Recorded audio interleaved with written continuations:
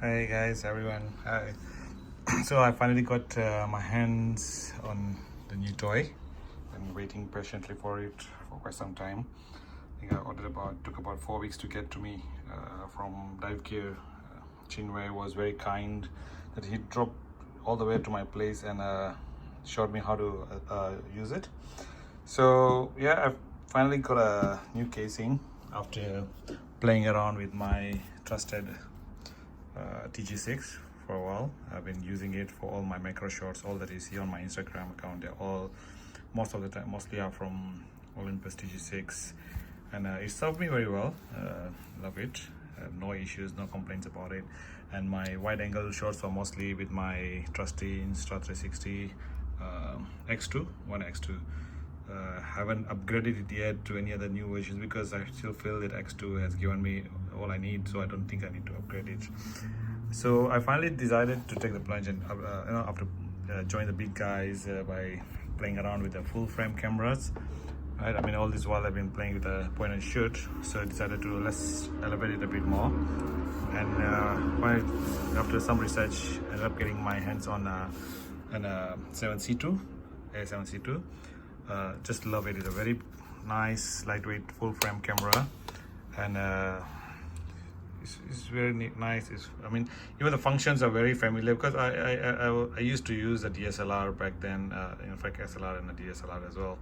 So the functions haven't changed much. They're still there, but you know, they're much more action packed. They are more powerful right now compared to what they were previously. And as I shoot more macro, I end up getting a macro lens as well, also from Sony, which is a 90mm. So yeah, in terms of my camera setup, I was ready to go, but I was missing a big piece of it, which is basically the housing. Did a bit of research around what I want to do with it, and looked at a few different brands, and after having a few conversations with Kak Ipa and even Amin from Lumas Lakan, ended up narrowing it down to Marelux, especially with the whole community that they have. So decided to go for it and ordered one from Chinwei from Dive Gears. It took almost about four to 5 weeks for me to get it because apparently my camera is a new version of the camera and they don't really have an housing which is ready, so they have to custom make. So yeah, eventually I got my hands on it. It's here. Chinwei brought it personally to my place to show me how to use it, and just a beautiful case. It comes in a beautiful case, very strong. I could use it for traveling as well when I travel. And where you go inside, you have your toolkit. Yeah, it's all Allen keys with different sizes that you probably need. You have your pump as well, yeah, vacuum pump. You have your lubricants for your o-rings, and as well as additional o-rings that you'll need in case you need to change. I'll just leave this here because you're going to use it for a while. Just put this on the side. We had come up with swag items as well. You got a beautiful Marelux cap, very functional, very nice, dry fit. So sweat, it won't be. Even I believe I can even use it on my dives. It's a quick dry kind of thing. And there's this pad as well, soft. You can bring it along on your trips, and just to protect your camera when you are dismantling it. And I had this book as well, big blue book. Yeah. Nice book. I haven't started reading it, but it's time. Maybe eventually I'll read it as well. So yeah, so we got to it. Yeah, that's all. And then yeah, obviously there's your membership card as well. Marelux VIP, very nice aluminium based card, quite strong. Yeah, there's additional swag items that I'll just put these things on the side, right? Okay. And I also have the macro dom pot in a nice sturdy bag that you can carry it around. So we'll just open it shortly. I'll leave it here first, and yeah, so let's take it out from the housing. Yeah, and you can see how lightweight. I mean, it's not that light, but it's not heavy either. You can see I'm just using my left hand to take it out of the casing, and it came out relatively easy, and I'm just holding it nicely. So it's not that heavy, but it's not light either. I mean, obviously coming from a point and shoot where I used to use my Olympus housing, this is definitely a big difference. So yeah, we're just going to close this, put it aside, and let it side, and here we go. Right, so let's take a quick look at it. As we saw the functions on my camera at the back, and you can see most of these functions have been mirrored, the buttons, and even the buttons feel very nice when you press them. Not too hard, and neither are they too soft, and they don't feel flimsy at all. You don't see they're not loose, that they might come off anytime, and not clunky at all. So even you can turn any of these knobs, right, you feel they are sturdy. They're not so clanky, or they don't feel like they're gonna break at any point, right? So yeah, and let's look at the front part of it. Yeah, so let's take a look at the front. A big pot here. Now this pot is a very functional pot, in the sense that some of the housings you need to put in your camera body before you fix your lenses on it. Well, this pot is just big round, where I can actually put the lens as is with my camera and put it into the body without having to remove my lens, right? And because it's just wide enough for that, so very functional in that sense. Let's put that cover aside, and there's a locking mechanism here. Basically, for this locking mechanism is when we are fixing our pots, you have to press it down, open it up. This is an open position and a lock position. If it's always locked, there's no way you'll have problems. We'll see about that later when I fix that pots. But you always have to leave it on the open state before you fix any of your pots on it, right? Couple of extensions if you have in the future, if additional bulkheads that you want to add in, so you have some features there. There you go, your vacuum pump, right? Just open it up. There you can see a nice little o-ring on that side, right? And then this is your valve to release the pressure, right? Ball joints here, they're all okay, very sturdy. You have your clips where you put in your lanyards or anything else that you want to hook onto it, right? And then there's a additional pot here. You can screw on any of your, let's say, your Insta360 cameras, or your lights or anything. I'll most likely use it probably to mount my Insta360. I don't know. Let's see. That's how it goes from there. Right? And at the back, then you have your vacuum lights to show that your vacuum system is activated. Or if there's any leakages, all the sensors are here as well. Now again, similarly, if you want to open this thing, right, let's look at it here, right? There's a button down here. You just have to press it and twist it. Very simple. See, it's very easy. I'm just using one finger without holding onto the anything, and just done. It's open in an open state. So that's how easy it is to open. That doesn't mean that while you're diving it will be that easy to open, because once the pressure comes in and your vacuum is turned on, there's no way you'll be able to open this so easily. Now, one of the important things that I've learned from Chinwei, from Dive Gears, was most of these functions are very much preset, very nicely set. So if at any stage you need to apply pressure on anything, that means you are not fixing it properly. There must be, you're missing out something. So everything should actually fit in very nicely without any pressure applied to it. If there's any force or anything, that means that you're not doing it correctly. So at the back here, you can see this is your battery for your vacuum sensors, right? This is to activate your vacuum sensor here. And then you have your water sensor in case you have moisture, anything. You see the two joints there. This basically then activate whenever there is moisture or water if there's a leakage in your housing, right? So you can see all buttons, very nice. The body itself is aluminium, feels very sturdy, strong. I don't really have to worry about it cracking or breaking, or under the weather, kind of stuff like that. And this beautiful o-ring green color. Just love the contrast of it, against the black backdrop. So yeah, there's one big o-ring over here.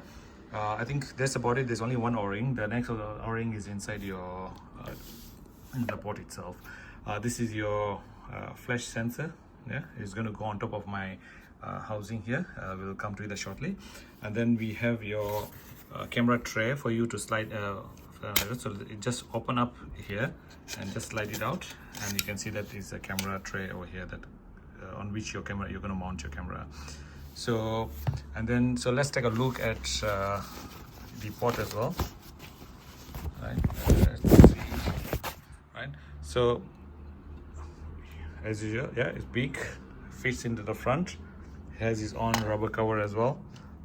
Nice, very sturdy. Even the rubber cover feels very strong quality. You can throughout the whole casing you can actually feel the difference in the quality that comes with it. Even something simple like this, also you can feel the quality is so different, right? We'll just put this over here, right? So as I said, there's an o-ring on this, which basically is the part that will mount.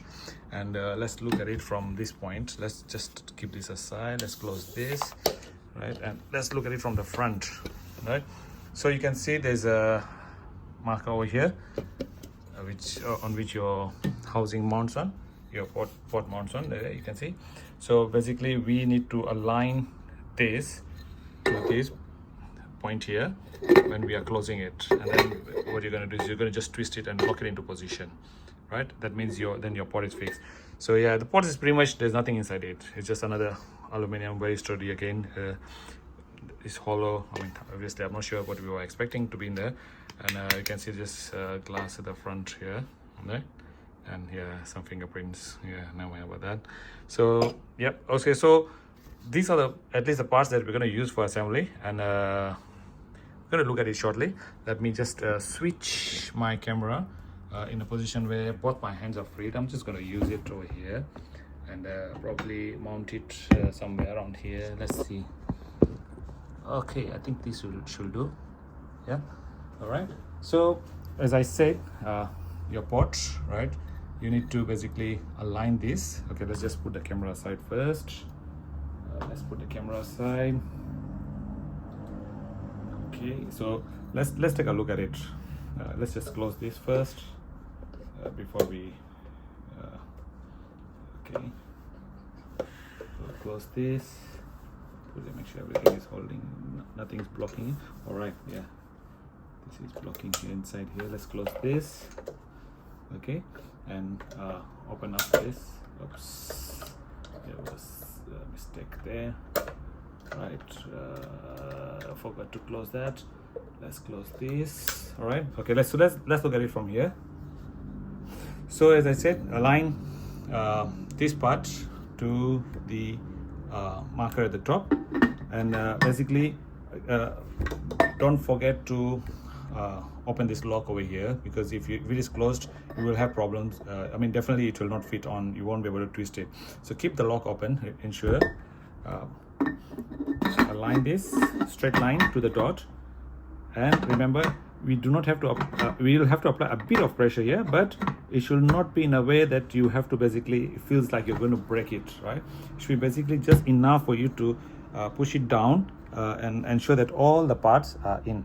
So let's see, this is done. Is it pushed in? Right, yeah, all this side is missing. Then there you go, is in. So you will see that basically all throughout, no gaps left, is all there, and this is aligned. And then once this is done, all we have to do is twist it into position. So there we go. I'm going to do this, okay, and twist it clockwise. There you go, clockwise. There you go, clockwise, until the thing aligns. If it's not moving, that means we are stuck somewhere and we have to redo it again. So now you can see the two dots aligned. That means we are in position. And to seal it up, then we will go ahead and press our lock, push it down, and that's it. If you are not able to push it down again, remember that means you are missing something and it's not sitting properly. So redo the whole thing again to avoid any leakages, right? So there we go, our port is is connected. Now let's go back to our camera inside the front part, right? We open this up and let's take the camera, and as I said, this part of it, the valves, levers, they'll be in the front part, and basically you just need to screw it, because you see at the bottom of the camera is your mount where you normally mount your tripods and stuff like that. So basically this goes in, and again it has to be very simple. You don't need to apply pressure, you don't need really tools or anything. I'm just basically using my thumb or finger or just any nail, or if you really you want to use something, then just it has to be very basic tight. You don't have to really tighten until the thing you hear sounds, right? So we'll just move this out of the way, right? So even in fact the first time I tried was I even used this VIP card actually, and it did a good job, also helped me, right? So that was it. So now if you notice the lever over here, I'm not sure if you can see it, but the lever over here is actually sitting on the lens release button on my body or camera body. So when you press this lever down here, basically it helps you to open up your lens without having to press remove the whole setup to remove your lens. Good function, because once your tray is sitting, you have to remove again and have to change your camera lens and everything. You have to open up the thing. It becomes a bit of a hassle. So yeah, very nice nifty little function. One important thing to need to keep in mind, that if you're going to use the LCD as your display, right, make sure that you have twisted it to point out the LCD, because once it sits in the tray, you will not be able to open it because the tray holds your screen in place. Right, that's all. We shall go ahead and slide it in here, and again, as I say, you just have to slide it in position, right? Don't have to force it in, don't force in anything. I'm just going to put some light over here so you can be seen, right? Yeah, the light's better. So you can see it's basically sitting on the tray, two parts exactly, no issue. And this lever that closes it, we just close it in. There you go. See, I cannot close it. That means I'm missing something. It is not sitting in properly. So I take it out again, right? And look at it. What have I missed out? Look at it. I have not removed the lens cap of my lens. Yeah, classic mistake. So let's go back in. It was not going in all the way, so with this new discovery, lesson learned, that we have now, sits in properly, push it in, hold it in position, locked in position, no problem. I didn't even have to force it, it's locked in. Now one thing that we need to keep in mind before doing any of this is make sure that your buttons here, they're aligned to your current configuration on the camera. So if this is in an off position at the top here, this one, right, you make sure that your camera is also in an off position, otherwise there will be a problem in confusion in about the buttons, right? So another thing, we need to remove this little tab up here in my camera where your hot shoe is. You need to take it off, because that's where your flash trigger is going to go in. And just follow, you see the arrow on the flash trigger, follow the arrow and just slide it in on top of the hot shoe and just put it nicely. And I've got a couple of accessories in my camera as well, which I basically use it to hold my hooks. I'm just going to make sure that they are on the side and they're not touching or disturbing any parts of the camera system. Now before we close this assembly, the important thing is you notice our vacuum sensor light is not turned on. So I've not activated my sensor yet. So what I'll do is I turn it on and I just press and hold the red button. You heard the beep sound. Now the beep sound basically tells that now I'm in activated state, and you will see an orange light blinking at the bottom here, right? This light start blinking, right? So we push it in again. Just it has to be very simple. Doesn't have to be force applied. Just close the cover and twist this lock on the side until you hear a click sound. There you go, it's click sound. Now the click sound is because of this lock at the bottom here, which basically you can press it every time you want to open the casing. You have to press it in and then you twist it. Okay, so there you go, this here, and there you go, it comes back into lock position. So right now we can see camera is all locked nicely done. The housing is all locked nicely, and we have our vacuum light blinking in a ready state, right? So we take our vacuum pump, this part that we opened up earlier, just fix it in there, right? And we start, let's bring it a bit behind so you can see. So we're basically doing, we'll be doing a couple of pumps, maybe about 10 pumps or so until the light. So you'll be able to see right now, you can see the light is in an orange state, we're going to keep pumping. I mean, basically it's not pumping, it's actually sucking out the air, and I keep doing maybe roughly at about 10 pumps. But then you can see the light is starting to blink faster right now, orange light, and we'll keep on pumping until we see the light has turned to green, right? So when it's in green state means now it's vacuum sealed and it's activated, and it is good to go. So once we are done with that, we can actually go ahead and close your point here. Very nice feeling about it. This is a whole amazing feeling when you have to close this nicely. All right, so again, just nice with your thumb, no need to force it, right? Just enough for you to close it with the thumb, right?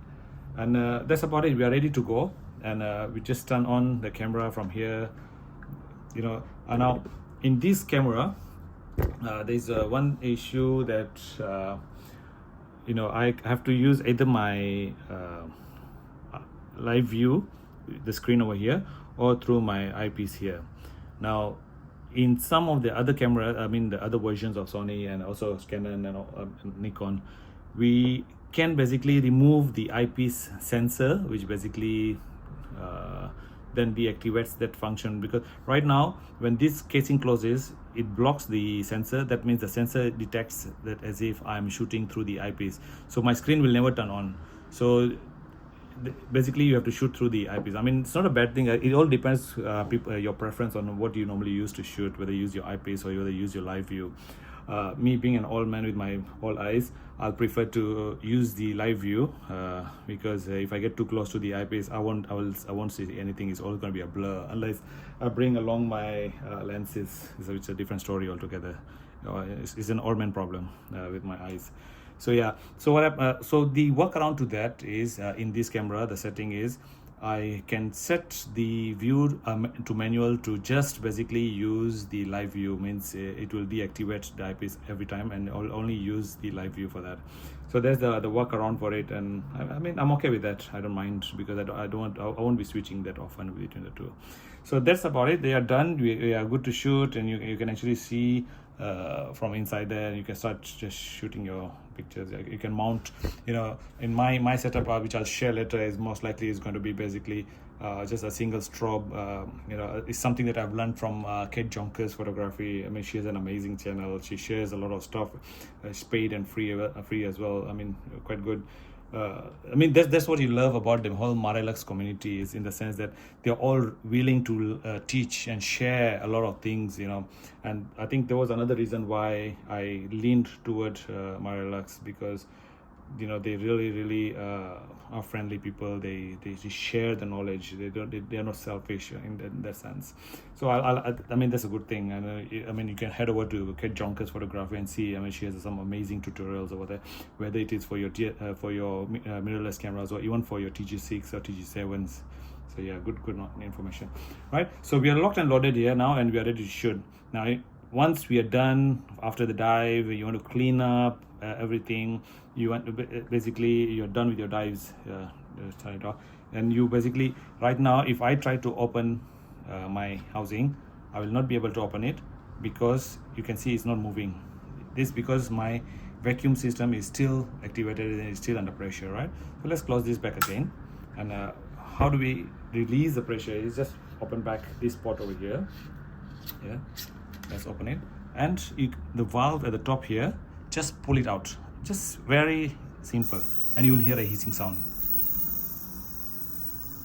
Yeah? The hissing sound is basically the air pressure decreasing, and you can see the lights also blinking to red. When the lights blinking to red, that means it's now in a ready state. I'm able to open up the housing, right? So let's put this aside, and I'll go in and twist this, right? And you can see I didn't even have to do anything. It is going all the way, right? Now, just to be safe that you know the pressure is really fully released and then doesn't explode in your face, the case, what you do is just pull it out a bit, right? And then pull out the housing case here, right? So basically this makes sure that it's basically just like your when you fix your regulators and stuff like that, you know, when you try to release the pressure, the same concept applies. Now after every time that you open the housing, you will notice that the light is still blinking red, so you need to reset it, right? So again you come in here and you press once, and if you want, you can see the light is again blinking or orange. And let's say if you're not going to be using it after this, you don't want to dive, right? You can press and hold and turn it off, so you heard that beep sound. So now it's turned off, so you can see no more light. Next time when you start diving again, press and hold, done. Is in active state, is blinking, ready for you to vacuum it, right? And so it uses a single battery, a CR2032 battery, right? And this battery basically you can buy it from 7-Eleven or Speed 99 or anything. You can easily buy it from there. It's about $4 or $5, right? And even there's another 2 batteries which are up here. I'm not sure if you can see it. There's another 2 batteries down here, right? Which are basically for your flash trigger. So those again, which match the same batteries there, right? There you go. And that's about it. There's about 3 batteries that you need. These are the ports where your strobes fibers connect to. So let's say something like my fiber optic for my strobes, right?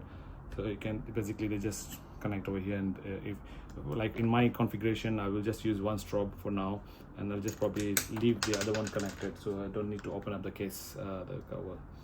So then about it. And this assembly is very easy. All right, again, when you want to remove your camera back from your housing, pull out your flash trigger, right?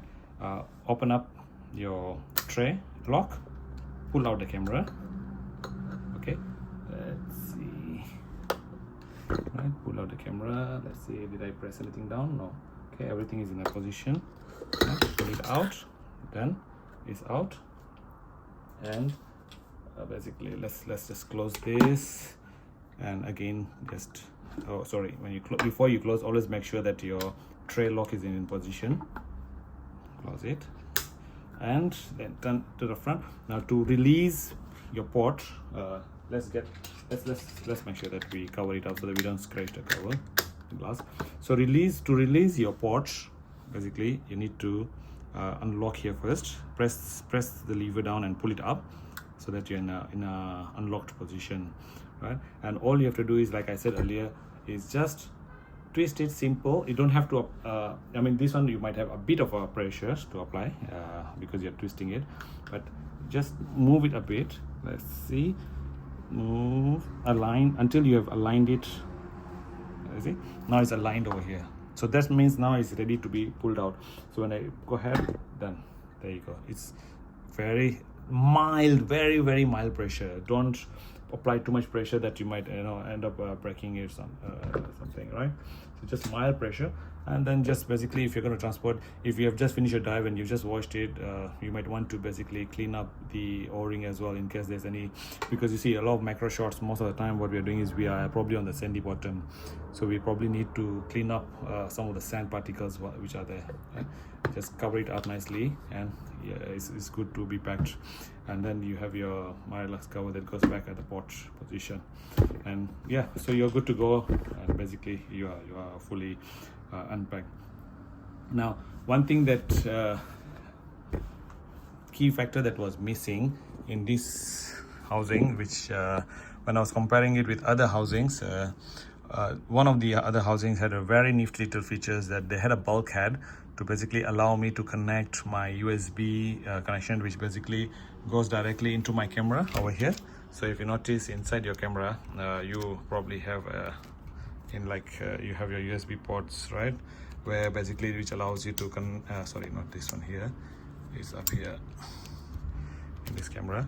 So you notice over here, this is where basically you can use this to transfer your pictures or charge, even use it to charge your camera. So what happens is one of the housing had this bulkhead over here, which allows you to basically, it connects into your house, your camera and your housing, and basically without having to open up your entire casing, I can just plug in my cable and I can start using. It's nifty, especially when you're on a boat and you want to charge. You don't want to open up your housing to change your battery, or take out some picture that you really can't wait to share with others. So what happens is then you can just connect to this port here directly, and you can either charge it through your power bank or something like that, right? So but okay, so I did share this thing with Chinwei and even Vincent from Marelux. I mean, very nice guy, Vincent, and he's been very helpful in helping me make this decision. I mean, they both have promised me, with the life, that they have told me that in a couple of months I will have that feature, so I should be able to buy that additional bulkhead when it comes available. I'll be more than happy to basically test it out for them when it is available. I mean, right now I'm also in a very much test mode, because this housing is very new when it comes to this specific camera. I mean, they have been there for a long time in the market for Canon and Nikons and stuff like that, but for this A7C II, they are very new, and that's the reason why I got my housing very late. And I'm really in a test mode, so why not? I mean, it's okay, it's fine, I mean, what's the worst is gonna happen, right? I probably might just flood my camera, which has happened to me before with my other housing, so it's not a big deal. I know I should probably just insure my camera before that anyway. So that's about it. I mean, can't wait to test it out over this weekend when I head to Lumaslakan, where I'm going to go for my macro shots this coming weekend. So can't wait for it to test it. I know it's not going to be the same as my TG6, the point and shoot. I'll probably have thousands of crappy pictures before I actually get used to it. I mean, it's a big jump going from a point and shoot to having so much control in me, and it will take some time to get used to it. But I mean, that's the reason why I'm actually going to Lumaslakan, because Lumaslakan has these amazing people who are willing to teach. They're always there to teach you. They're always there to help you out in your photography journey, right? And also because Lumaslakan is one of the Marelux training center or something like that. So I'll pretty much feel at home. I mean, I'd always feel at home whenever I go to Lumaslakan, right? But even my housing will feel at home, that is the right place. So so looking forward to that this coming weekend, and let's see.